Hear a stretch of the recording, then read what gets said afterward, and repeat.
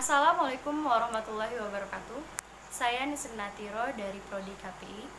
Saya akan mempresentasikan tugas UAS saya yang berjudul Sosiologi Komunikasi. Selamat mendengarkan. Sosiologi Komunikasi, dosen pembimbing Moj Iqbal MSI. Materi yang disampaikan. Yang pertama, definisi Soskom. Yang kedua, pentingnya kajian Soskom. Yang ketiga, perkembangan Soskom di era digital. Yang keempat, Soskom Islam.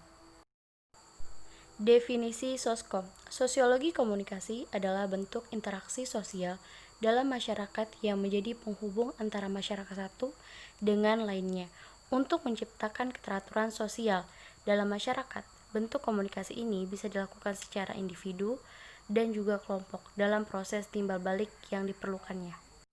Menurut Surjono Sukanto, sosiologi komunikasi merupakan proses interaksi sosial yang merujuk pada suatu hubungan atau komunikasi yang menimbulkan adanya saling pengaruh dan mempengaruhi antara para individu, individu dengan kelompok maupun antara kelompok, juga memiliki kaitan dengan public speaking, yaitu bagaimana seseorang berbicara kepada publik. Sedangkan menurut Erving Goffman, sosiologi komunikasi adalah suatu cabang ilmu sosiologi yang khusus memberikan pengetahuan tentang cara berkomunikasi dalam masyarakat. Cara ini diharapkan dapat menopang dan menghindari bentuk gejala sosial yang bersifat negatif. Pentingnya kajian Soskom. Sosiologi dan komunikasi pada dasarnya adalah ilmu yang saling berkesinambungan satu sama lain. Sosiologi adalah induk dari ilmu sosial yang mengkaji secara ilmiah mengenai kehidupan manusia. Sosiologi menjelaskan bahwa komunikasi menjadi unsur penting dalam seluruh kehidupan manusia. Komunikasi juga menjadi hal terpenting dalam kehidupan sehari-hari manusia dalam bermasyarakat karena tanpa adanya komunikasi, manusia tidak akan berinteraksi satu sama lain. Beberapa manfaat Soskom. Yang pertama, untuk mendapatkan suatu komunikasi yang baik. Yang kedua, dapat memahami simbol-simbol yang diberikan oleh lawan komunikasi untuk menciptakannya feedback atau timbal balik antara satu dengan yang lain.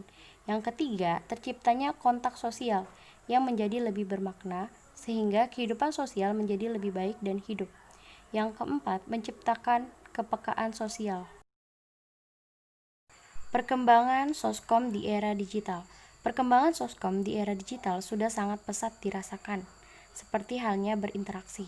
Yang sebelumnya seseorang berinteraksi harus secara langsung, tapi di zaman era digital ini bisa berinteraksi meski jarak jauh sekalipun.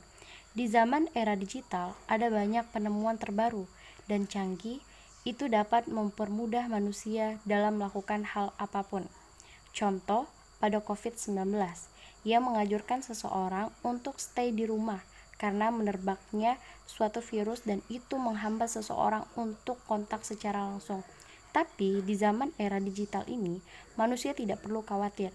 Sekarang sudah adanya aplikasi seperti WA, Messenger, Zoom, dan itu membantu untuk berkomunikasi, belajar, bekerja, serta masih bisa melakukan kegiatan yang lainnya. Soskom Islam. Soskom Islam adalah suatu bentuk interaksi yang dilakukan oleh antar orang atau antar kelompok yang dapat mempengaruhi antara satu dengan yang lainnya sesuai dengan pedoman Islam. Dalam mengkaji Soskom, Islam melihat dari sudut pandang realitas kehidupan Muslim, lalu disinkronkan dengan data-data empiris baik dari sejarah maupun Al-Quran. Jadi, Soskom Islam tidak terlepas dari ajaran Al-Quran dan Sunnah.